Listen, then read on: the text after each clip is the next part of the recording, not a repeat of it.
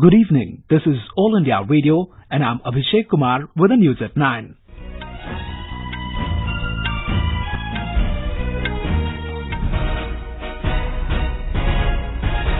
The headlines. Stage set for India's lunar mission Chandrayaan-2 launch at 2:51 a.m. tomorrow. President Kovind to witness the historic event from Sriharikota. India and Pakistan discuss the modalities and draft agreement for facilitation of pilgrims to visit Gurudwara Kartar Sahib. In Karnataka, Congress to hold Legislature party meeting tomorrow. BJP State President Yeddyurappa demands Chief Minister's resignation. Flood situation in Assam grim. Over 14 lakh people affected.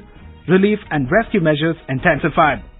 In sports, in ICC World Cup final, New Zealand set a victory target of 242 runs for England at Lord's, and in Wimbeldon Tennis, men's singles final between Federer and Novak Djokovic underway. The countdown for the launch of India's second lunar mission Chandrayaan-2 is underway at the National Spaceport in Sriharikota. The countdown began at 6:51 this morning and is progressing well as per the schedule. This prestigious launch would be made early morning tomorrow at 2:51 hours from the Satish Dhawan Space Center. From its second launch pad, the heavy lift rocket GSLV Mark III carrying Chandrayaan-2 will zoom into space. The powerful 3.85-ton rocket that is nicknamed as the Fat Boy by the ISRO community, also known as the Bahubali, will insert Chandrayaan-2 in a highly elliptical orbit around the Earth. Later, its orbit will be raised through a series of maneuvers. Eventually, it will be taken out of the Earth's orbit and made to reach the sphere of influence of the Moon. On the 54th day of the launch, the lander Vikram carrying the rover Pragyan will be made to soft land on the south pole of the Moon. It will be the first time any man-made object soft lands on the polar region. The mission is expected to reveal more information about the composition of the lunar surface, water availability and its topography. The approximate cost of the mission is 978 crore rupees. India would be the fourth country to soft land on the Moon when the mission is accomplished. A report from our correspondent. Scientists of the National Space Agency ISRO have worked relentlessly for over 10 long years to realize the dream of parking India's own lander softly on the lunar surface. Besides being a technology demonstrator, Chandrayaan-2 aims at unveiling the secrets of the Moon that will also help humans to understand the evolution of the solar system better. The complex scientific mission comes a little over a decade of its predecessor Chandrayaan-1 making an impact on the Moon, which helped to confirm the presence of water molecules. It also coincides with the golden jubilee of man's landing on the Moon in 1969. Jai Singh, AR News, Chennai. President Ramnath Kovind is scheduled to witness the historic launch from Sriharikota. Our correspondent says the whole nation is expressing best wishes for the success of the high-profile mission as seen in the social media posts and other public interactions. The second round of talks between India and Pakistan on the modalities for operationalization of the Kartarpur Sahib corridor was held at Wagha in Pakistan today. An official release said the meeting discussed the modalities and draft agreement for facilitation of pilgrims on the Kartarpur Sahib corridor. It also received the progress reached in the 3 rounds of technical meeting held earlier this year.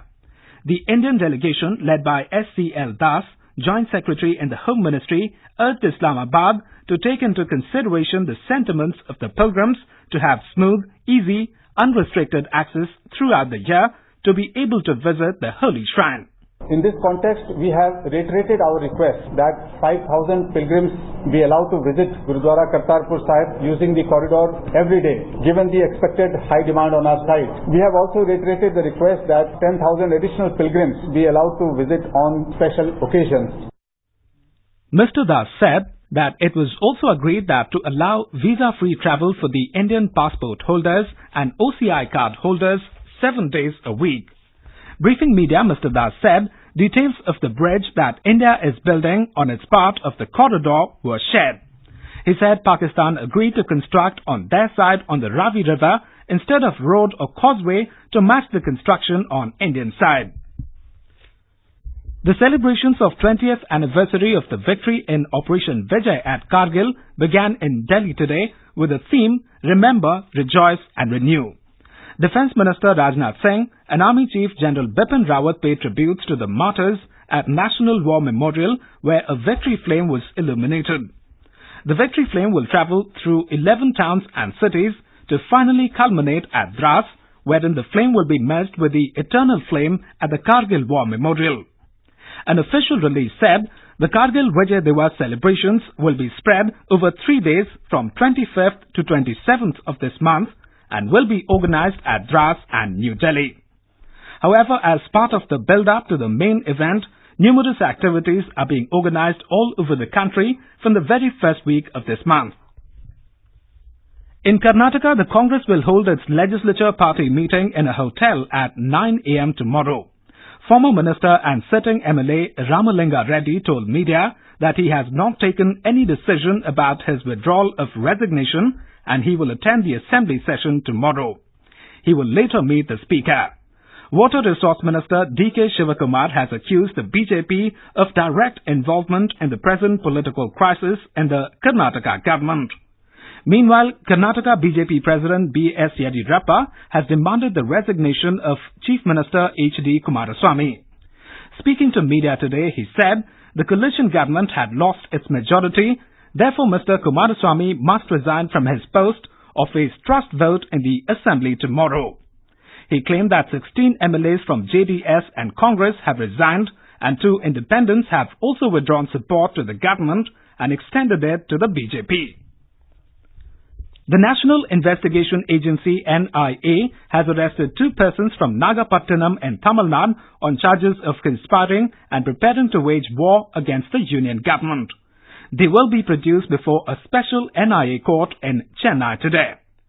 The action follows the raids conducted by the NIA yesterday at the residences of Syed Muhammad Bukhari in Chennai and Hassan Ali and Harish Muhammad in Nagapattinam. They were booked under various sections for allegedly forming a terrorist group called Ansarullah. In Himachal Pradesh, at least 2 people, including an army Jawan, were killed and 23 injured after a 4-story building collapsed due to rain at Kumarhatti in Solan district this evening.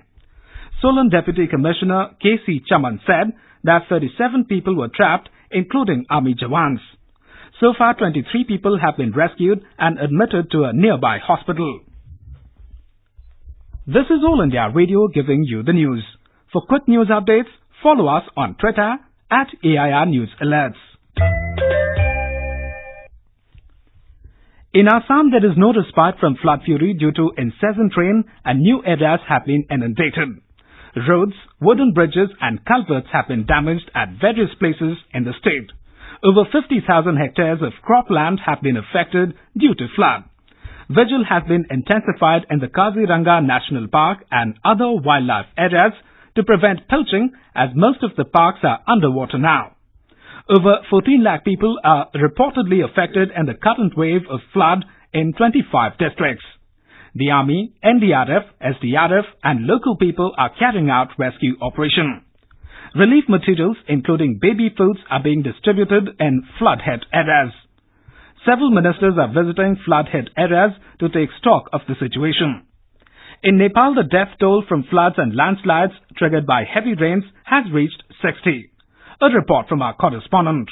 Heavy rainfall since Thursday has hit 28 districts, affecting more than 10,000 households. Nepal police and army personnel have safely rescued over 1,400 people so far. Road transportation and electricity supply was disrupted in many parts of the country due to floods and landslides. Work to clear highways and restore power supply is underway. According to Flood Forecasting Division, water level in all major and medium rivers is likely to remain near caution mark. People living on the banks of rivers have been advised to be on alert. Weather department forecasts rain at many places. There are also chances of heavy rainfall at few places of the central and western regions and at 1 or 2 places of the eastern region. Rajkumar, AIR News, Kathmandu.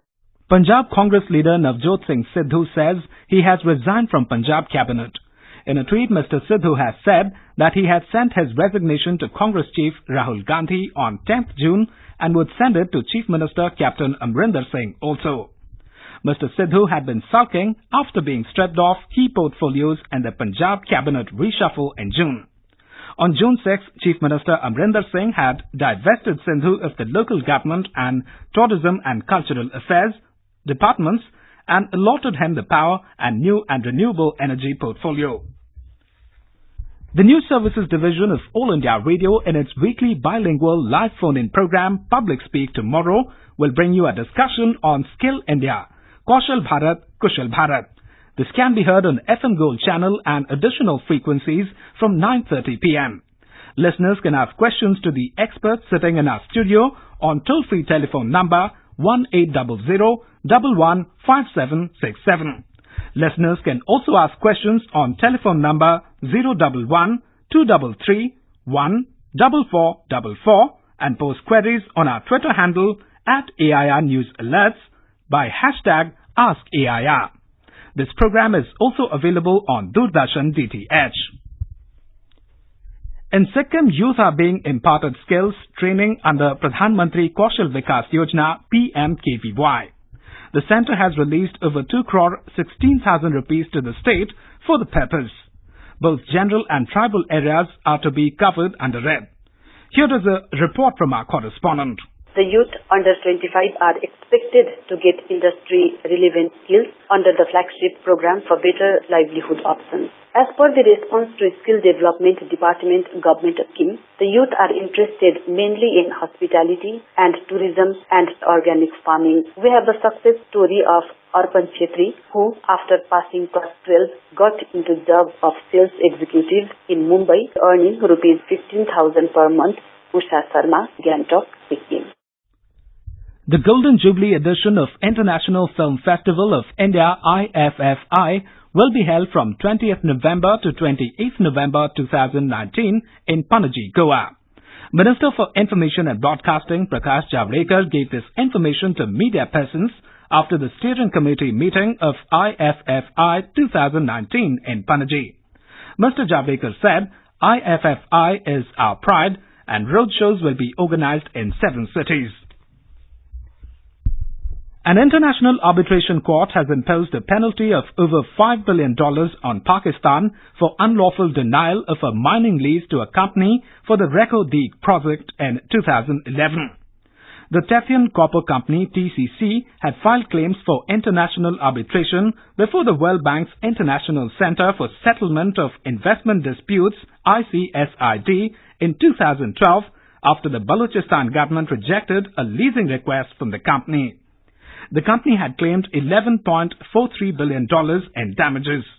The case between the Pakistan government and the company continued for 7 years. The TCC completed an extensive and detailed bankable feasibility study establishing the basis for mine development at Reko Deeg during August 2010 and submitted a mining lease application. In ICC World Cup final, chasing the 242-run target set by New Zealand, England was 75 for 3 in 21 overs when reports last came in. Earlier opting to bat first after winning the toss, the Kiwis lost opener Martin Guptill early before Henry Nicholls and skipper Kane Williamson stabilised the innings with a 74-run second wicket stand. But with Williamson's wicket, the Black Caps lost way and England managed to restrict them to 241 for 8 in stipulated 50 overs. In Wimbeldon Tennis, the men's singles final between defending champion Novak Djokovic and 8-time winner Roger Federer is underway in London. And now before we end the bulletin, the headlines once again. Stage set for India's lunar mission Chandrayaan-2 launch at 2:51 a.m. tomorrow. President Kovind to witness the historic event from Sriharikota. India and Pakistan discussed the modalities and draft agreement for facilitation of pilgrims to visit Gurudwara Kartar Sahib. In Karnataka, Congress to hold a Legislature party meeting tomorrow. BJP State President Yeddyurappa demands Chief Minister's resignation. Flood situation in Assam grim, over 14 lakh people affected. Relief and rescue measures intensified. In sports, in ICC World Cup final, New Zealand set a victory target of 242 runs for England at Lord's. And in Wimbeldon Tennis, men's singles final between Roger Federer and Novak Djokovic underway. And that is all in the News at 9. Good night.